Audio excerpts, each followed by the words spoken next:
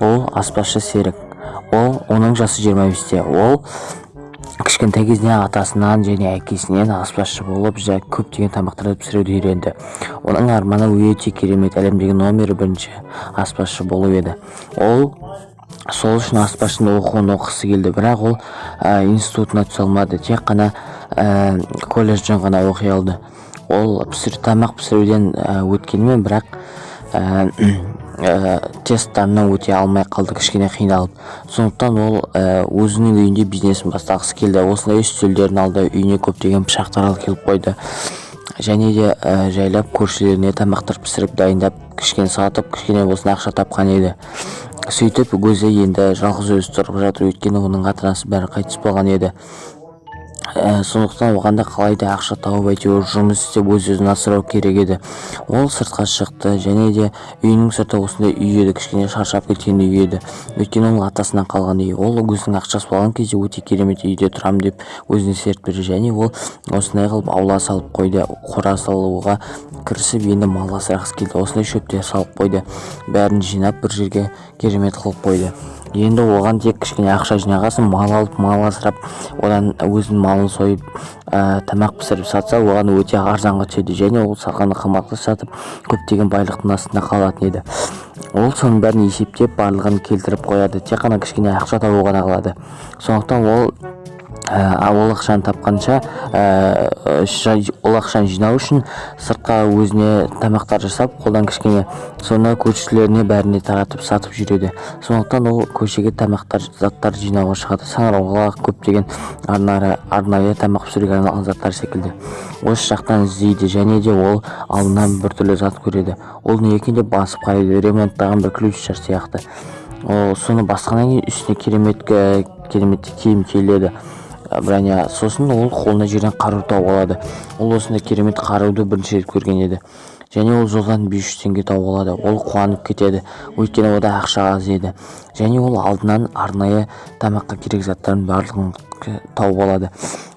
Және де тағы да бірдеңелер шығар деп ойлап шығып жүріп кетеді.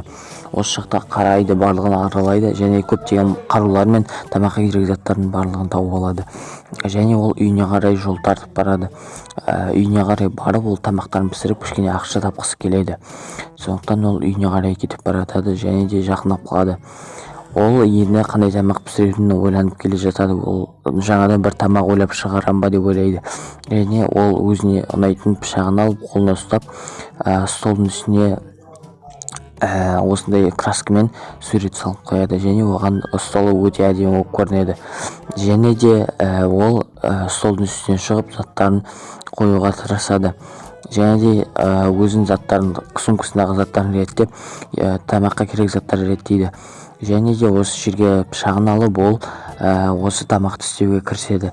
Біраз уақыт істейді, және де керемет тамақтың бір түрін ойлап шығарады.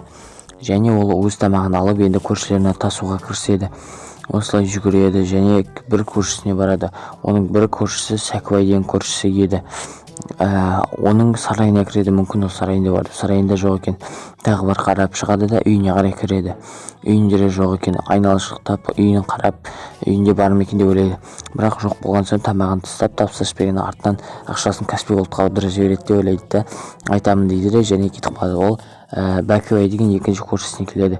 Және ол да үйінде жоқ еді. Оған да ақшасын тастап кетіп қалады, тамағын тастап кетіп қалады. Ақшасын артынан аламын деп ойлайды. Және ол енді тағы да заттар іздеп көптеген тамақтарды пісіріп, барлығын сатып ақша жинағысы келеді. Және ол алдынан машина көріп тұрады. Ол әкесінің бұрынғы ақша жинап алған, зорға алған машинасы еді. Бірақ ол машинада әлі жақсы жүретін еді, керемет жүретін еді. Және сол машинасына отырып, ол тағы да заттар іздеп, тамақ пісіруге түрлі ингредиенттер іздейді. Және ол жолдан әкесінің мен атасының мазарына соғып кеткісі келеді. Ол осы жерде отырып, кішкене сөйлесіп, әкелерімен, аталарымен сөйлесіп, мауқын басады. Және де осы жерде оның анасы да, інісі де бар еді. Олардың қасында кішкене отырып, мауқын басады, және олармен әңгімелеседі. Бірақ әкелері оны естігенмен оған кері жауап қайтара алмайды, өйткені олар қайтыс болып кеткен еді. Сосын ол мауқын басу үшін өзінің қастарына жатады, анасының қасына жатады, дәл өмірдегі жатқандай қылып сезінеді. Және ол көп отырып қалмайын жарар деп жұмысына кірісейін дейді. Осы жақтағы майттың ішіне тастап кеткен ақшалар мен тамақты заттарын алып алады және соған кетіп қалады. Және де осы жақтағы түрлі мәйіттердің қасына ақша тастайтын еді кісілер. Сол үшін осы мәйіттердің ішіндегі заттарды аралап алып алады. Және ол осындағы бір ақша тауып алады. Және ол сол тапқан ақшасына өте қуанады, өйткені ода әлі де ақша көп керек еді, бірақ ол біраз ақша тауып алады. Және жолдан осындай бір керемет катана сияқты ұшыратын бір аппарат тауып алады. Сонымен ол басқа жаққа қарай ұшып, сол жақтарға жұмыс істеуге шығады. Басқа қалаға бір шығады, өйткені ол тез жетеді. Ол осындай аппарат еді.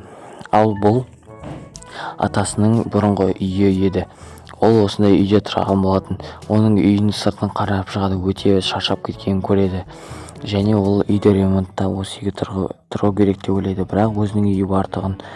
Бірақ бұл үйде енді сатып жіберемін деп ойлайды. Осындай атасы аула салып қойған болатын, керемет қылып.